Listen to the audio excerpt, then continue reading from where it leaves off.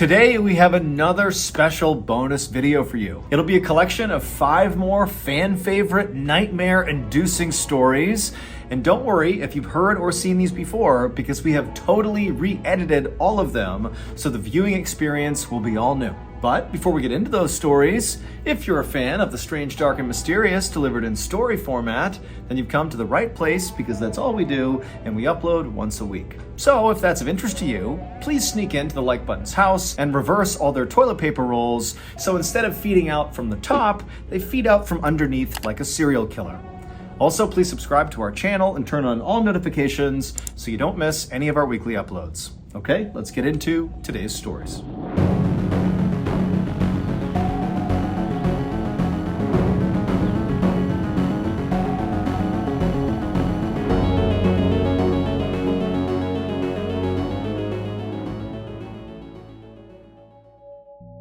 In 2004, Mitch was in his final semester at a college in Louisiana when he met another senior, a wonderful young lady named Kayla. From the instant he saw her, he knew he was in love. She played hard to get at first, but after several months, he won her over. After graduation, the pair stayed in Louisiana and moved in together while they got their careers off the ground. 2 years later, the pair got married, and almost immediately, Kayla got pregnant. At the time, Mitch's career was really starting to take off, which allowed Kayla to stay at home and take some time off. By the time their daughter was born, Mitch was making so much money that Kayla decided to just stay home and be a full-time mom. A couple years later, Kayla got pregnant again, and by the time their daughter was 2 years old, they had their son. Mitch adored his children. Every morning before he went to work, he would sneak into their room and he would watch them sleep, and then in the evenings, they would have these big family sit-down meals and then play games together until bedtime. Mitch's life was perfect. Shortly after his son's birth, Mitch was lounging on the couch in his TV room when he noticed out of the corner of his eye the red lamp in the corner of the room. It just looked funny. It was almost like the light itself was blurry, but when he looked a little bit closer at it,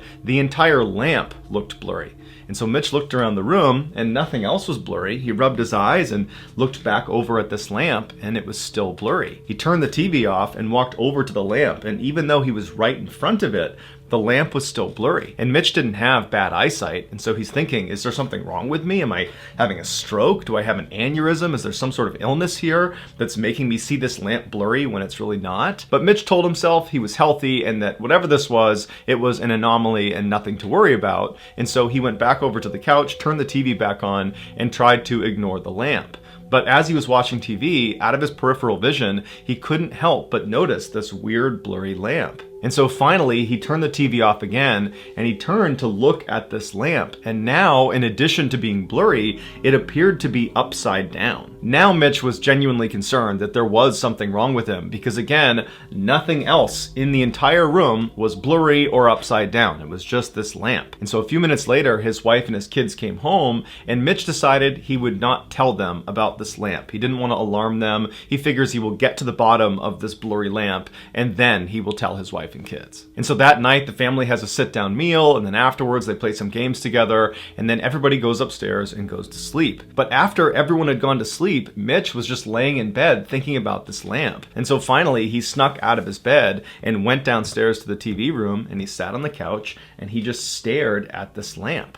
And for hours and hours, he just fixated himself on this lamp, watching it kind of morph around and turn upside down and get blurrier and blurrier by the second. The next day, Kayla found Mitch lying on the couch, passed out, and she asked him if he was okay. And again, Mitch didn't tell her about this lamp that was still blurry. He just told her that he wasn't feeling well and he was not going to go to work that day. But Mitch didn't go to work for 3 more days. He just sat on the couch and stared at this lamp. And Kayla obviously picked up on this strange behavior and kept poking and prodding to get more information about what was going on, but Mitch never told her the truth about this lamp. He just kept telling her he felt sick. She urged him to go see a doctor, but Mitch told her it would be fine, he'd get better. And then over time, as this lamp continued to morph and get bigger and get stranger and stranger, Mitch suddenly was unable to respond to his wife. He became totally unresponsive. And so obviously his wife became desperate and called the doctor. And as she's on the phone with the doctor trying to get advice about what to do, Mitch realizes the lamp is now growing in leaps and bounds. And before long, the lamp is the entire size of the room, and all he he can see is the red color of this lamp. And then Mitch starts to hear these voices, these screams coming from somewhere in the distance. And then he feels this blinding pain in his head.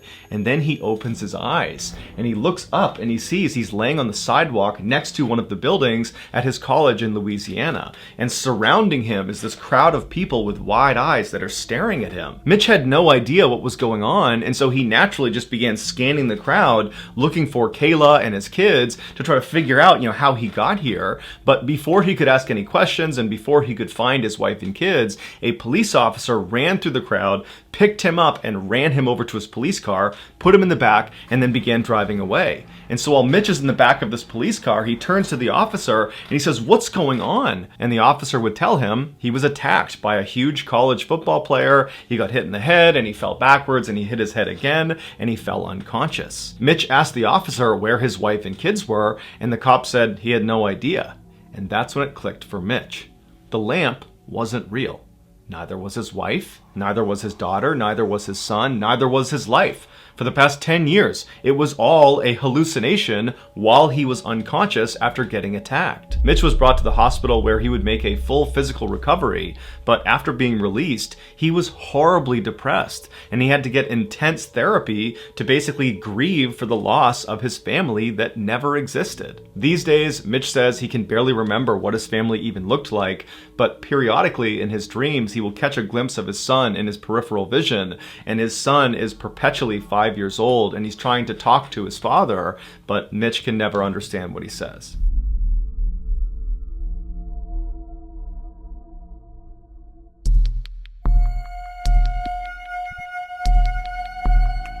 In 2006, a 20-year-old woman named Sarah started having some very strange dreams about a woman named Aurora. She had a very striking face with sharp features and long black hair. Now, her dreams varied. Sometimes Sarah was in a crowd of people, or she was at her office, or she was just alone in a room.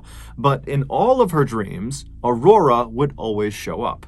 Either she would interact with Aurora and they would speak, but Sarah could never remember what they actually spoke about, or Aurora would just be in the crowd or in the background just watching Sarah. Now, she had these dreams enough that eventually Sarah began to think, I must know someone named Aurora. I must have come across this person, and now they're just kind of manifesting in my brain at night when I'm sleeping. And so she began going through her older posts on social media to look in pictures of her and of her friends to see if there was a woman with striking features and long black hair that was this Aurora person in her dream. But after looking through hundreds and hundreds of pictures, she couldn't find any indication that she had met this person, at least not according to her social media. And so Sarah began just going on Google and typing in Aurora, long black hair, striking features. Has anybody dreamed about this? To see if there were people talking about having this type of dream on the internet. But she had no luck. Eventually, after about 3 or 4 months of having these strange dreams that Aurora was in, Aurora stopped showing up in Sarah's dreams. It was like it suddenly was all over. And so very quickly, Sarah just kind of forgot about it. A few years later, on Halloween night 2009, Sarah and a friend pulled off the highway into a gas station. They had been out with some friends celebrating Halloween, and now they were making their way back home. Sarah pulled into an empty spot right in front of the convenience store, and after they were parked, Sarah and her friend got out, they went inside, they got some snacks and drinks, and then they came back outside and climbed back into Sarah's car. A few moments later, Sarah had turned her car on, she had backed out, and she had driven past all of the gas station pumps, and she was making her way towards the single-lane strip of road that merged out onto the highway. It was how anybody who got into this gas station got back out onto the highway. And so as she's getting closer to the entrance of this short merge road, her phone suddenly rings. What happens next occurred over a span of just a few seconds, so it might seem like this is over several minutes, but this all happened pretty much simultaneously. So she's pulling up to the entrance of this merge road, her cell phone rings, and because there was no one behind her, it was not a busy night, Sarah decides to just stop her car, put it in park so she can safely take this phone call. And so she stops her car pretty much right in front of the entrance to this merge road, and she picks up her phone, she looks at the number, and she doesn't recognize it, but she picks it up anyways, and she says, hello. There was silence on her phone, and as Sarah is saying, "Hello, is anybody there?" another car from the gas station pulls up right behind Sarah's car, and they start honking their horn immediately. They're in a huge rush. And so Sarah, who's totally embarrassed that she's blocking traffic, she hangs up the phone, she puts it down, she puts her car back in drive, and she hits the gas.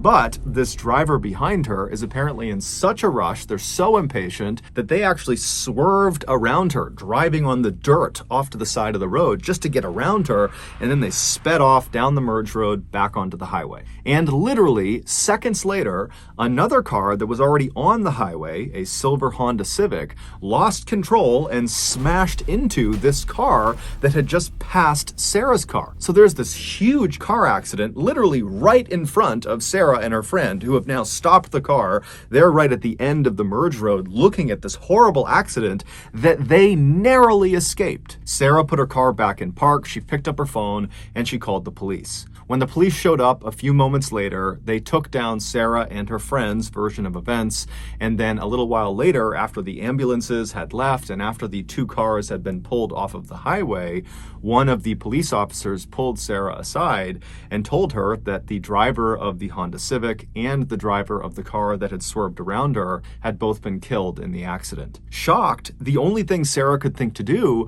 was to call back that number she didn't recognize that had effectively stopped her from getting onto the highway and maybe even stopped her from being hit by that Honda Civic. And so she wanted to talk to this person and thank them for saving her life.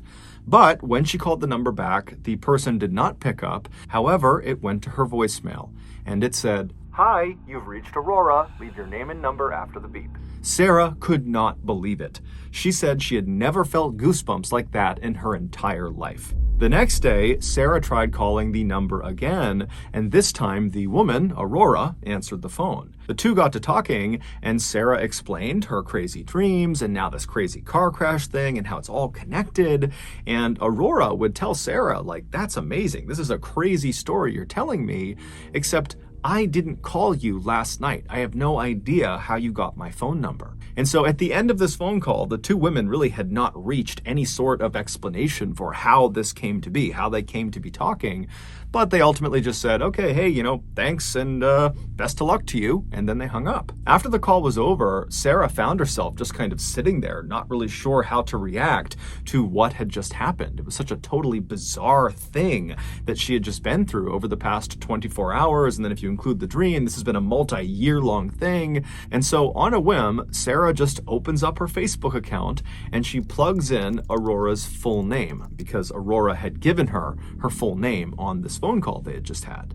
And when she looked at her phone, when the results came in, Sarah nearly fainted. Right at the top of the results page was this woman, Aurora's Facebook account, and her profile picture showed her face. And when Sarah looked at her face, it was the exact same face she had seen so many times in her dreams. It was the same Aurora with the striking features and long black hair. The woman in her dreams was the woman who called her and saved her life.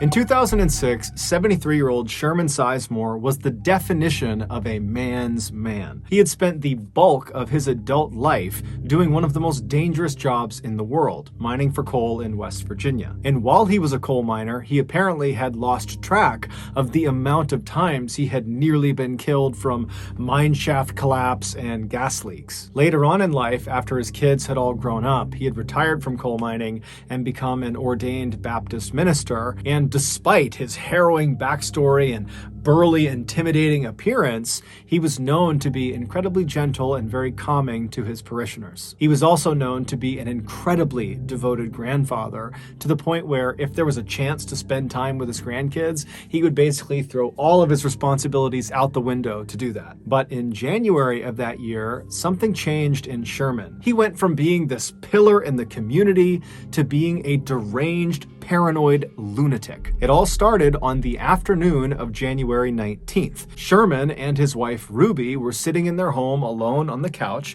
just kind of doing their own things, when suddenly, out of the blue, Sherman just starts screaming as if he sees something in front of him that's terrifying him, and his scream startled Ruby so that she started screaming, and so she looks at her husband, and he's still just looking straight out ahead. He's terrified of something in front of him, and so Ruby looks from him to where he's looking, and there's nothing there. And so she turns back to her husband and she's like, "What's going on? What are you screaming for? What are you so scared of?" But Sherman wasn't able to speak. After he stopped screaming, he just continued to look straight out as if whatever had terrified him had him in this trance where he couldn't look away. And so his eyes are wide, his mouth is open, his face is going white, he's starting to sweat, and Ruby's starting to panic. She has no idea what's happening with him. And so eventually she just holds on to him and says, "Come back to me, come back to me." And Sherman at some point would. He kind of broke out of his trance.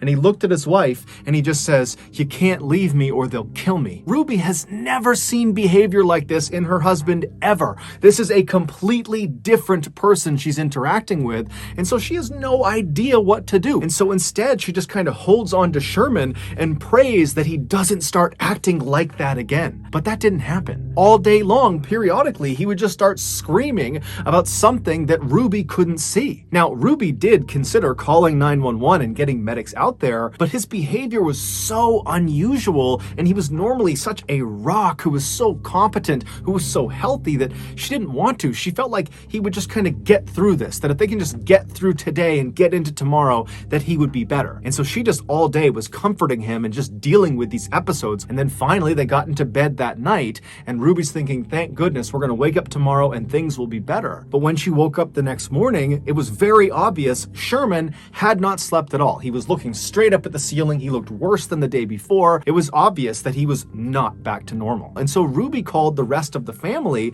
and had them come over to figure out what they were going to do. But when Sherman found out his family was coming to his house, he told Ruby they can't come inside. He was afraid they and others were conspiring to bury him alive. The only person he could be around was Ruby, and his whole family had no idea what to do. Little did they know there was actually a very specific reason he was acting the way he was. A few months before January 19th, which was the day Sherman turned into this different person, a few months earlier, he began complaining of severe abdominal pains. And so he and his wife Ruby and his daughter, they went to the hospital, and the doctor, after examining him and running some tests, determined that most likely his pain was coming from his gallbladder. But the only way to be sure would be to do some exploratory surgery and literally look inside of Sherman's gut and look at his gallbladder and see if that was the problem. And so the doctor asked Sherman, "Are you prepared to do an exploratory surgery, or would you like to just kind of wait it out and see what happens with this pain?" And so Sherman talked it over with his wife and his family, and they made the decision that the pain was just too much, and so they would go forward with the surgery. And so on the morning of January 19th, so again, this is the day that Sherman basically loses his mind, he goes into the hospital completely normal. He goes in with his wife, he goes in with his daughter, and he makes his way over to the surgery wing of the hospital. He says bye to his family, and he's put on a stretcher bed, and he's wheeled in and prepped for surgery, and then brought into the operating room. And while he was in the operating room, laying on his stretcher bed, flat on his back, looking straight up at all these bright lights above him, he just struck up some chit-chat with the nurses and doctors who were in the room, prepping the room for surgery, and they were also putting the IV into his arm. Then at some point, one of the nurses lowered the oxygen mask onto Sherman's face so the anesthesiologist could administer the two-drug cocktail that would knock him out for the surgery. Sherman was scheduled to get something known as general anesthesia for this operation, where basically he would be completely out, he wouldn't feel anything, they'd do the surgery, and then he would wake up in recovery. And so once this mask was on Sherman's face, the anesthesiologist began pumping him full of the drugs that would make him be knocked out for the surgery. However, the anesthesiologist only administered one of the two drugs necessary for general anesthesia. He administered the paralyzing drug, but he did not administer the actual anesthetic that would knock him out, and most importantly, would get rid of all of his pain. And so as this mask is on his face and Sherman believes he's being given the proper dosage of drugs, the nurse who was nearby told Sherman to go ahead and start counting backwards in his head from 10, knowing full well that Sherman would pass out before he reached 0. And Sherman knew this too. He had been in surgery before, and so he happily began counting in his head. 10, 9, 8, he started to feel something. 7, 6, 5, 4, 3, 2, 1. Boom, he was out. except he wasn't. When he reached 0 in his head, counting down, he realized he had not passed out. He began taking mental stock of what was going on, and he realized he could completely feel his body. But when he tried to move his body, he couldn't. He was completely paralyzed. When he tried to make a sound, he couldn't because his vocal cords were also paralyzed. The only thing he could move were his eyes. He could move them left and right. However, they had taped his eyes shut, so he can't see anything. And so Sherman is thinking to himself, okay, I've been given the drugs, maybe they're slow acting, any minute now I'm gonna drift off to sleep and this will just be a distant memory. But after a few seconds, he's hearing the doctors and nurses in the room. He can't see them, but he hears them. They seem to be moving towards doing this operation, and he's still awake. And so Sherman becomes frantic and starts flicking his eyes left and right as fast as he possibly can. And the rapid eye movement actually loosened the tape on both of his eyelids, and it created a tiny slit that he could actually look through. And what he saw terrified him. The surgeon was walking over next to him. He was getting his gloves on, and then the surgeon says, "Scalpel." And the nurse hands him this chrome metallic blade, and the surgeon takes the blade and begins cutting into Sherman's midsection. Sherman felt everything, but Sherman couldn't do anything about it. All he could do was rapidly flick his eyes left and right in hopes one of them would see that he was awake, that he was feeling this. But no one was paying attention to his face, so they didn't see his eyes moving around. And so the surgeon continued to cut into his midsection until he had cut out a fairly significantly sized hole, at which point the surgeon hands the scalpel to the nurse and says, "Clamps," at which point the nurse hands him what looks like a torture device, and the surgeon proceeds to use these clamps to pin segments of Sherman's skin that has just been cut open to his body to basically keep the hole open. And then the surgeon began tugging on the outsides of this hole in Sherman's midsection, making sure it was big enough that he could actually get a good look into his body. And every little tug is sending lightning bolts of pain into Sherman's body. But again, all he can do is flick his eyes left and right, and no one's paying attention. "Scope," the surgeon called out for, and the nurse handed him a camera that he jammed into Sherman's gut. And then the surgeon said, "Suction," and the nurse got what looked like a vacuum and pressed it inside of this open wound and began sucking out fluids from his body. The pain Sherman was experiencing is unimaginable. Every second felt like an eternity. "Forceps," the surgeon called, and the nurse handed him these metal prongs that he put inside of this hole in Sherman's body, and he used them to dislodge his gallbladder so he could get a better look at it. By this point, Sherman wanted to die. He was no longer flicking his eyes left and right. He was just looking straight out, hoping someone would finally see him. And someone did. One of the nurses standing next to the surgeon looked up at Sherman's face and saw Sherman looking back, terrified at the nurse, at which point the nurse yelled out, "Stop, he's awake, he's awake!" And the surgeon practically faints, and he looks over at the anesthesiologist and he calls him, "Get over here and fix this." And so the anesthesiologist comes running over from the side of the room. He gets up next to Sherman and begins pumping him full of painkillers. And as he's doing this, he has this moment of clarity. He remembers he didn't give him the anesthetic. And so as these new painkillers that have just been introduced begin to take their effect, Sherman's eyes go from being terrified to glazed over, and he does pass off to sleep. And so now he's out and he can't feel anything. But now the anesthesiologist and the medical team realize they have a very big problem. This patient just experienced 16 minutes of surgery and felt all of it. And at the end of it, when he wakes up, he's going to remember it, and he's probably going to file a lawsuit against the hospital. And so a decision was made. It's unclear if the anesthesiologist acted alone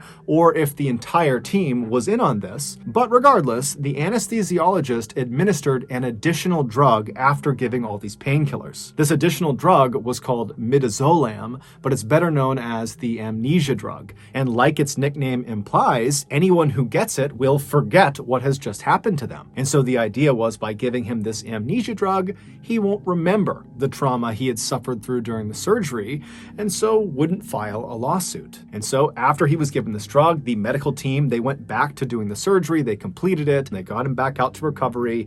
And then when Sherman woke up in recovery, he did not remember what had happened to him inside of the operating room, at least not consciously. Those horrible 16 minutes had been implanted on Sherman's subconscious. Basically, his body recognized that he had experienced extreme trauma. However, the amnesia drug wiped away the memory of how he received that trauma. So there's this big disconnect in his memory. And so when Sherman came to in the recovery room, he immediately sensed something was horribly, horribly wrong. He was scared, he was anxious, he had this incredible sense of dread, but he had no memory to tie these feelings to. And so as Sherman is sitting in recovery, he must have tried to kind of hide the way he was feeling because he didn't even remotely understand it. He had been completely happy and normal going into the surgery, and now a couple of hours later, he's a complete mess. And so he leaves the hospital that day on January 19th.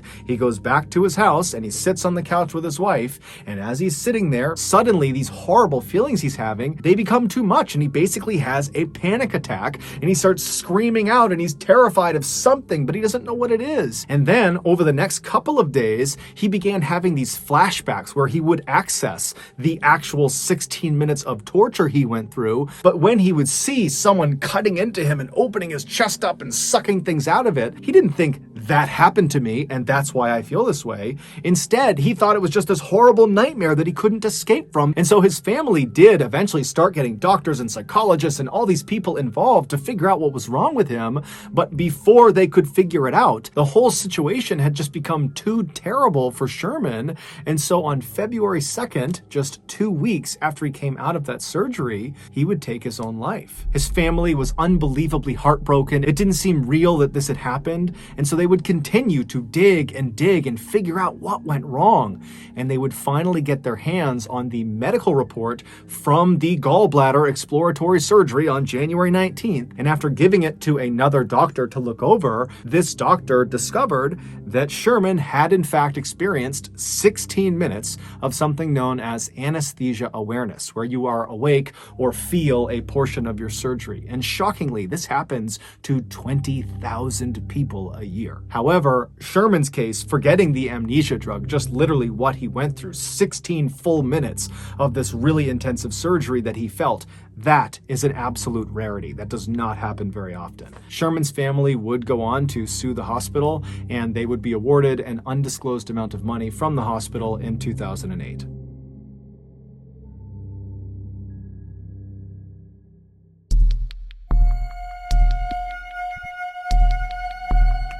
In October of 2005, a 21-year-old named Nathan was back home in Elk Grove, California, visiting his mother at her apartment for a couple of days. Her apartment was part of this really safe complex. It was gated, there's lots of lights and cameras, so anything that went bump in the night was just going to be, your noisy neighbors or something. On the last night of Nathan's stay, he was laying in his bed in the guest room, listening to the hum of the street lamp that was outside, and the crickets and the passing by of cars, when he drifted off to sleep. At about 2 a.m., Nathan woke up, or so he thought. He couldn't move his body, he could only move his eyes, and even though he had never experienced sleep paralysis before, he instinctively understood this is probably that. He noticed the room was completely silent. There was no more crickets, no more hum of the light outside, no more traffic, just total silence. And then he started flashing his eyes around the room because he couldn't move his head or his body, and he started taking stock of the room. The bed he was in was positioned as far away from the door as he could in the back right corner. From where he was laying, if he looked to his right, in that corner was this big armoire, and then moving left from the armoire as he scanned the room, you'd come to the door, which is on the opposite side of where his bed was, and then if he kept scanning left, he would reach the foot of his bed, and just beyond the foot of his bed was a table and a chair. But because he was laying flat, he couldn't really look down and actually see the table and chair. And so with all of his strength, he managed to raise his head just enough that he had a line of sight to that section of his room, the only section he has not looked at yet. And he sees the table and chair, and he sees in the corner is this dark figure that's standing there looking at him. He's completely frozen with fear. His thought is, there's an intruder in the house. How did they get in here? What are they doing in here? And he managed to keep his head up just long enough to get a decent look at this dark figure, and he determined it was most likely a woman with a shawl covering her face.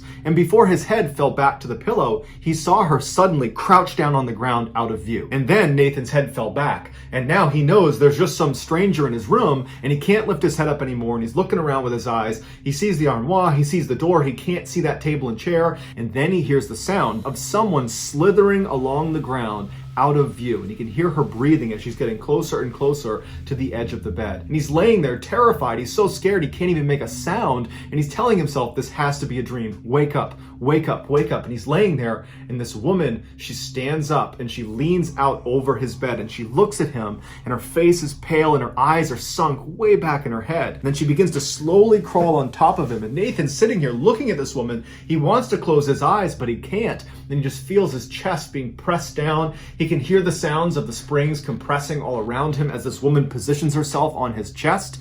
And then he finally manages to let out a scream, and then suddenly he's awake. The woman's gone. And he sits up and he's looking around. There's nobody in his room. The familiar hum of the light and the crickets and the traffic outside, they all return. And his mom comes running in the room, and she's like, "Hey, are you okay? I heard screaming in here." And he said, "Oh, no, I had a bad dream. I'm fine now. I had a terrible dream, but I'm fine now." And his mom's like, "Okay, all right, you need anything?"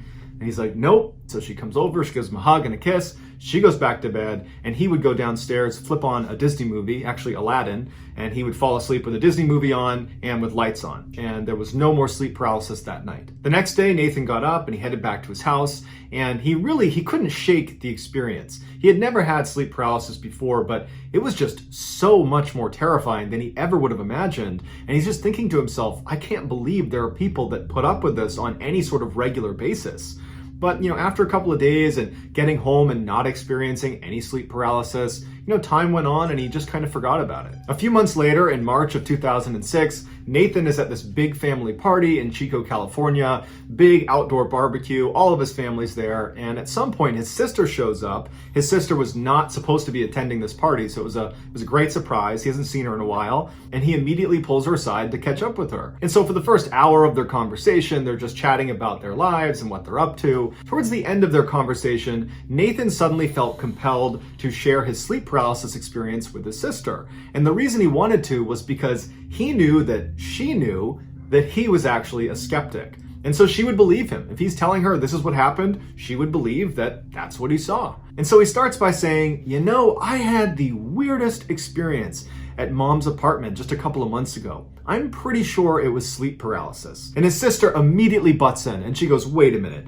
I had sleep paralysis for the first time in my life 2 weeks ago at Mom's apartment. It was horrible. I was in the guest room and then I saw this woman and she was like standing on me. I thought I was gonna die. It was horrible. That's exactly what happened to me. I was laying in the guest room and I couldn't move, and then I saw a woman in the corner and she stood on my chest. They proceeded to go over all the details of each of their stories, and they discovered that they had had almost the exact same experience. And at the end of it, they wanted to have a rational explanation for how they both could just somehow have their only sleep paralysis experience in the same room in roughly the same timeline and experience the exact same events. They were trying to, come up with a rational explanation for that, but it was just too much of a coincidence. But ultimately, neither of them were really prepared to start discussing what else it could be. So they decided to just kind of laugh it off and say, man, that's pretty weird, and they moved on. After the party was over, Nathan would go back to his house and he would tell his wife about this crazy coincidence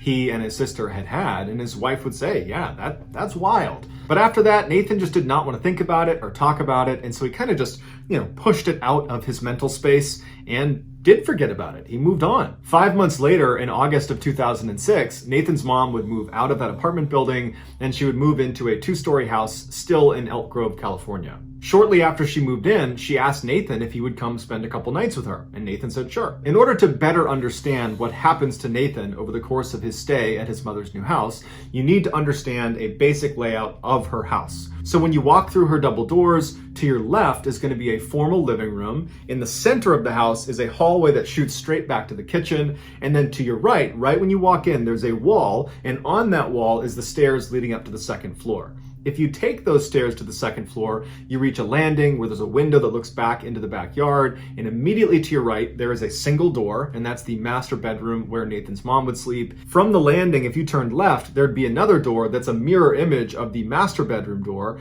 and this door is the guest room. That's where Nathan was gonna stay. And then to the left of the guest room was a hall that went to the front of the house, but that's irrelevant to the story. If you went inside the guest room, the bed was located in the back right corner, so the same layout as the guest room in the apartment apartment building where the person laying in the bed, so Nathan, his feet would be closest to the door. And from Nathan's perspective in the bed, the only other piece of furniture in this new house guest room was a table that was, from his perspective, on the right-hand wall, centered on the wall, and on the table was a TV. So that's the only things in the room. The first night Nathan was at this new house was totally uneventful.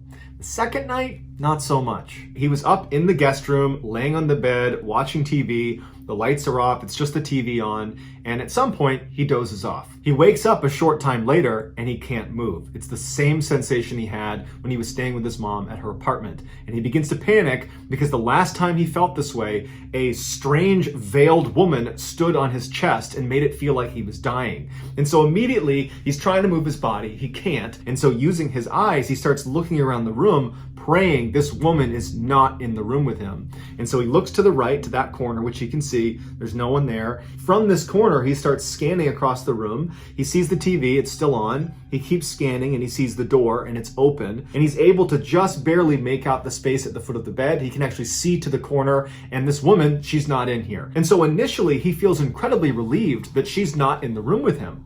But then he finds himself focusing on the open door into the dark hallway. And he's thinking to himself, please do not come walking through that door. And so he stares at the open door, just hoping he breaks out of the sleep paralysis when he notices something about the TV. It's flickering. And so he averts his gaze to the TV and he realizes what he's looking at on TV does not look familiar. It does not look like a TV show. It looks like CCTV camera footage, like it looks like a security camera footage. And he realizes the footage he's looking at is the inside of his mother's kitchen downstairs. He recognized the way it was laid out. That's his mother's house. That's downstairs. And he's staring at the footage thinking, why is this footage playing on the TV? And I don't think there's a camera down there. When he notices on the camera, the woman with the veil walks into the middle of the frame. And she looks up at the camera right as the camera turns off. And then the room is completely dark. There's no more ambient light in the room. The hallway is dark. And he's left paralyzed knowing this woman is downstairs in the kitchen.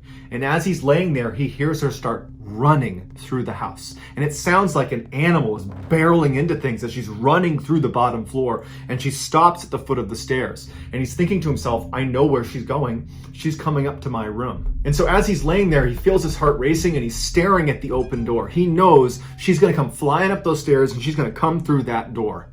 And instead of running up the stairs, he hears her take one step, two-step. And as she's making her way up the stairs, he's just thinking, please break out of this trance, stop this paralysis, wake up, wake up. And then he sees her head emerge and she turns to look at him from the stairs into the room. And once she sees it's him, she bolts around and starts charging into the room on all fours like an animal. At this point, Nathan lets out a primal scream. He is scared for his life as this woman is charging towards him and she stops dead in her tracks right in the middle of the room. She looks at him, turns around, and crashes out of the room, charges downstairs, and then it's silent. As soon as she was downstairs, Nathan could sit up.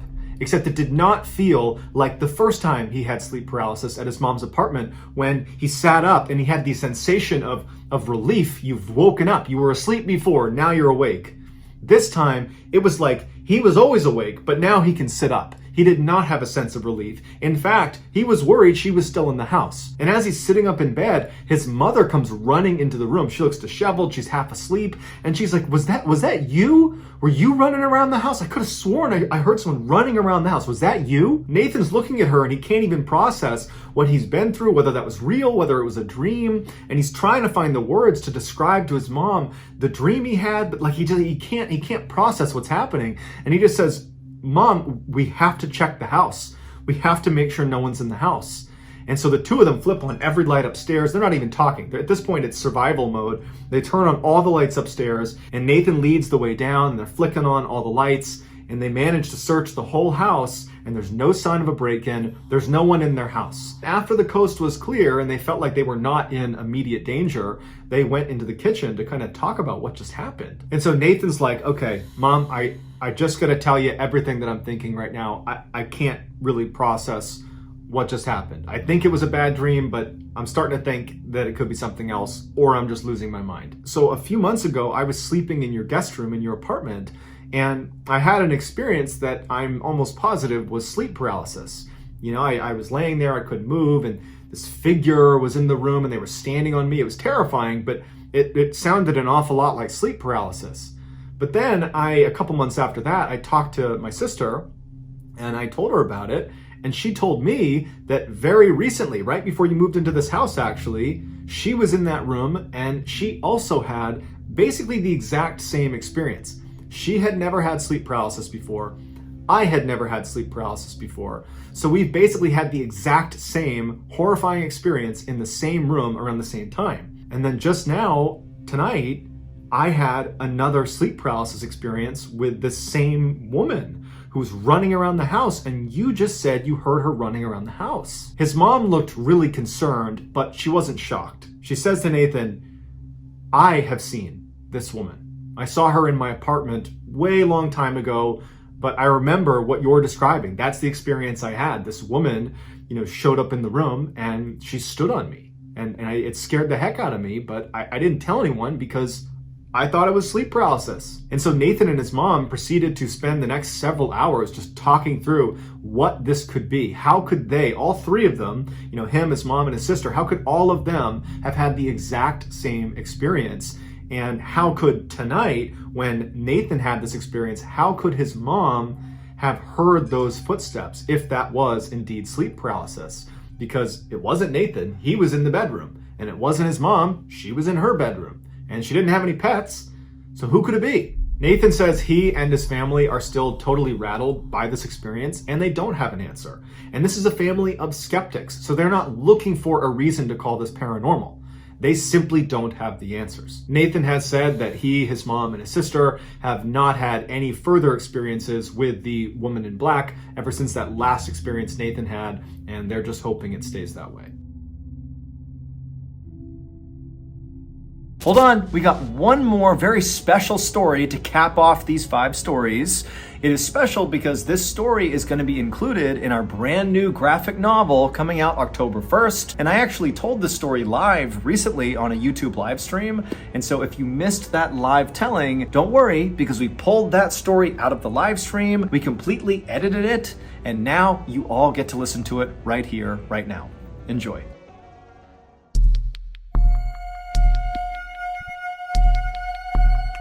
In July of 2012, there was a woman named Simone who was 22 years old, who was living in this beautiful town in southwestern Germany called Rüdesham am Rhein. And it's this winemaking village, and it's gorgeous. There's rolling green hills, there's vineyards as far as the eye can see.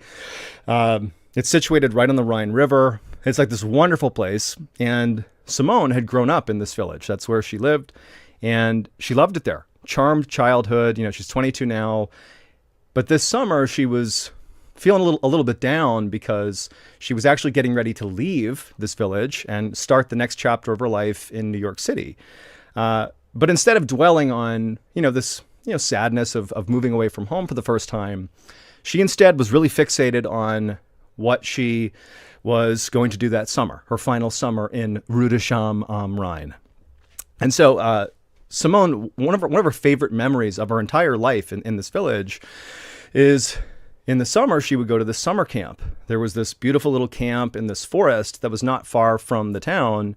And from the time she was a little kid, she went as an attendee to this camp. There's all these counselors and there's 200 kids that go to it, and they play games, and there's, they put on stage plays, and it's just this wonderful, wholesome camping experience.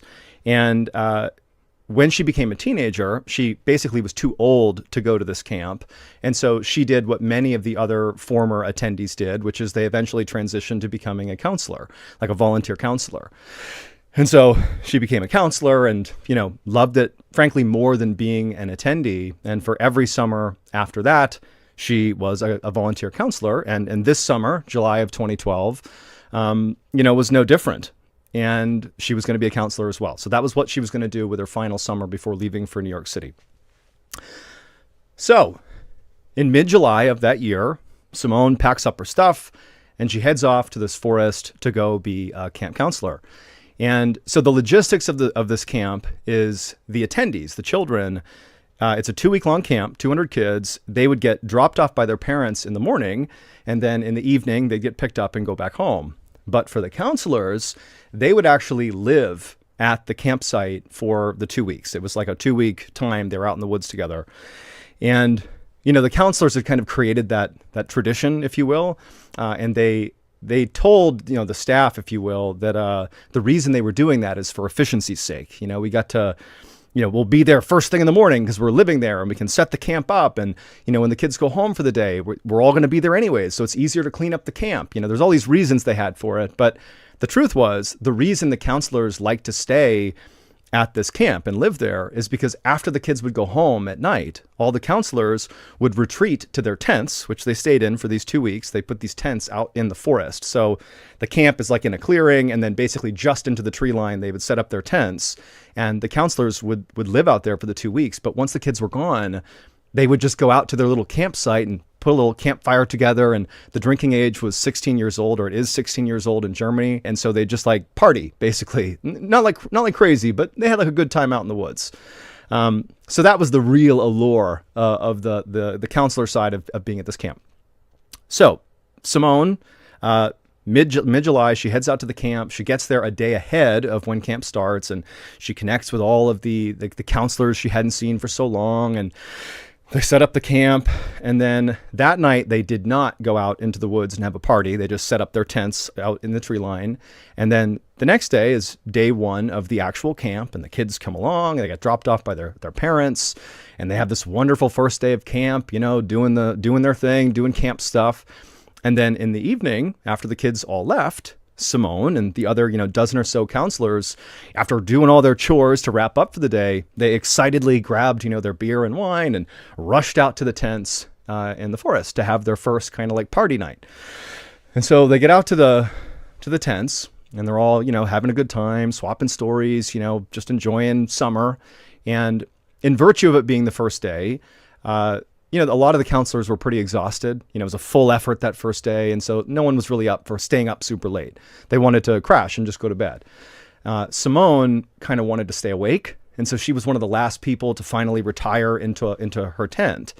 But she did eventually. It's well past midnight. You got to picture where this is happening too. They're far enough away from the actual campground. They're like well into the tree line that there's no light beyond whatever they have on them. So, if you sleep in these woods, it's like darkness, right? So it's well past midnight. Simone finally is like one of the last people to climb into her tent, and they all slept on these cots that they would put inside of their tent. So they're elevated off the ground.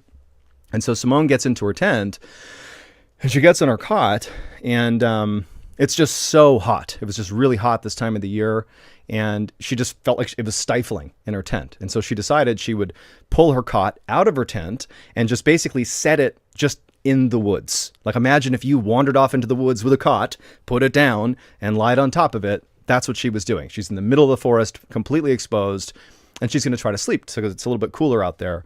She wasn't the only one doing this. Some of the other counselors had also struggled to fall asleep because of the heat. So there was at least a few other people that had their cots outside of their tent. And so Simone, she puts her cot next to or near another counselor who's already asleep. Simone gets in her cot, and she's trying to fall asleep, but she's still struggling to fall asleep. She could only really hear the sounds of the other counselors that were kind of snoring and, sleeping away, but she couldn't sleep. And she had this growing sense of dread as she was laying, again, in total darkness in the woods, exposed in this cot. I can imagine it being a little bit stressful. But eventually, she falls asleep. I'm going to show you an image that we were going to prep and put on the screen, but I'm going to show you literally in the book. Once she falls asleep, Simone is thrust into a visceral nightmare, one that she remembered every detail of this nightmare. So in her dream, okay, she comes to in her dream, and she looks out, and she sees this post-apocalyptic skyline. It's like a desert city with all these buildings that have now basically fallen into disrepair. They're crumbling over. It looks like, a nuclear bomb has gone off and we're in the nuclear holocaust, and humanity is being wiped out. And so she's looking off into the distance, and she sees this skyline of just broken down buildings, and it's just, sand everywhere. And between her and these buildings, so in the foreground, are all these people. that are just standing there, shoulder to shoulder, maybe like a couple 100 feet away from her. Their clothes are in tatters. They look like some of them are naked, but they're just like barely wearing any of these clothes. And they're standing there, shoulder to shoulder, just staring at Simone. It's hard to detail this and hold this, but there you go. That's the visual for the skyline. And so they're all staring at Simone. And so she instinctively is fearful of these people, but they're not moving towards her. They're not doing anything. They're just kind of standing there like zombies. And so she's kind of taking stock of the scene, and she didn't know why it was scary, but it was. She's like, this is a nightmare, right? As she's looking at these people and as she's taking in the skyline, she takes stock of the fact that on either side of her are these two huge men that she doesn't know how, or they're not physically laying hands on her, but she can tell they are the reason that she can't move from the spot she's in. She's kind of rooted to the spot. The guy on her left is not doing anything. He's just standing there. But the guy on her right is kind of turned to the side, like he's doing something with his hands, but you can't quite see what it is. And so, Simone, she's kind of looking over as best as she can at this guy, trying to figure out what he's doing. She's seeing these people and this horrible skyline. And then at some point, the guy on her right turns back around, and in his hand, he's holding what looks like a wreath, like a holiday wreath you would hang on your door, during Christmas time, let's say. And so Simone sees this wreath, doesn't really know what to make of it. It's this weird, nightmare she's having. But the guy, without saying anything, who's next to Simone, he raises the wreath over her head, right? He's holding it above her head. And at this point, the other guy on the left side of Simone, he grabs the other side of this wreath. So now there's 4 hands holding this wreath above Simone's head, okay? I don't know if I'm in frame, so I'm going to go straight on with the camera. So they're holding this wreath, and they begin to lower it towards Simone's head. And as they do, Simone can tell all these people, they're looking a little bit more intently in the direction of Simone, really taking into account what's going to happen here. And as soon as this wreath touches Simone's head, she feels this blinding pain, like an excruciating pain all around the crown of her head. And she realizes at this exact moment that this is not just some wreath, it's a crown of thorns. And the thorns are digging into her head, and these 2 huge men are pulling it down on her head as hard as they possibly can. And she wants to scream, but she can't make any noise. She wants to run, she can't. And so she's just stuck there feeling this excruciating pain, and blood is pouring down her face, and it's unreal. It feels real. It literally feels real to her. And so in the dream, this goes on for several seconds until finally it's so much that she wakes up. She's out of the dream. And so Simone, she takes stock of the fact that she's in this dark forest, which must have been, disconcerting at first, but she looks around, she's in her cot, she's surrounded by the counselors, she can't really see anything, but she's like, oh, okay, it was just a bad dream. But instinctively, like we all do when we sometimes have, maybe not dreams like this, I hope not, but similar horrible dreams, you kind of check just to make sure you really are not dreaming. And so she reached up and touched her head to make sure she was not, in fact, wearing a crown of thorns. And she touched her head, and there was no crown of thorns. And so she's relieved. But when she brought her hand back down, she can't see her hand. It's too dark. But she felt like there was something on it, something sticky. And at the same time, as she's noticing that there's something sticky on her head, she begins to feel this pain bubbling up around her head that was very similar to the pain she felt in her dream. And so as this pain is ratcheting up and up and up, she catches out of the corner of her eye, again, it's very dark, but maybe out of the moonlight or something, she could either hear something or barely see something running around in the tree line near her, kind of scurrying off away from her. She has no idea what it is, but she can't even focus on it because now the pain, the real pain, not the phantom pain in her dream, but the actual pain to her head is so blinding, she can only focus on that. And it finally gets to the point where she starts to panic. She doesn't know what's going on. She's realizing this is blood. That's what I touched my head. There's blood on my head. And so she begins to scream. So she's screaming, and the girl who's next to her, the other counselor, wakes up because the girl's screaming right next to her. The counselor sits up. She sees Simone screaming. She's like, what's going on? What's going on? She can't see Simone. It's too dark. And so this other counselor fumbles for a flashlight, grabs a flashlight, turns around, and shines it on Simone's face. And the second Simone is illuminated and this counselor can see her, the other counselor begins to scream at what she sees on Simone's head. And so for the next 15 minutes, it is absolute chaos in the forest as people are screaming. They're trying to figure out what's going on. The other counselors are waking up. Nobody knows what's going on. And in the course of those 15 minutes, the other counselors grab Simone. They put her into one of the vehicles they had at the camp. And by this point, Simone is vomiting. She's still bleeding from her head. And they rushed her to the hospital. I wish I could poll right now and say, what do you think happened? But I'll tell you what happened. When Simone was having that dream, the dream where she sees the city skyline and she doesn't know what's going on, and then suddenly she felt the thorns being driven into her head. Well, the pain she was feeling in her dream of something driving into her head was synced up with actual pain she was feeling in real life. There was something digging into her head, but for some reason, her body, her brain, didn't process the pain in real life the way you would think you would, like wake up because something's happening to you. Instead, the thing that was happening in real life to Simone's head kind of manifested itself in this dream. So we basically believe Simone was already having a nightmare. She's in this post-apocalyptic landscape, and then something in real life began happening to her head, and it entered her dream. That was the crown of thorns. Well, the real thing that was happening was a fox had snuck into the camp, or it was living in the forest, wandered up to Simone, and began eating her scalp. And it sat there and ate her head and took at least 20 solid bites out of her head before the pain in real life that had manifested in her dream got so extreme that Simone bolted upright, and her sitting upright scared the fox off. And almost certainly that is the thing she saw scurrying off into the forest. And she was rushed to the hospital. She would be saved. And they actually were able to suture her scalp all back together again. And they hid the scars in her hairline. But I spoke to Simone, so I mentioned there was a connection to our community. She might even be listening to this, to be honest.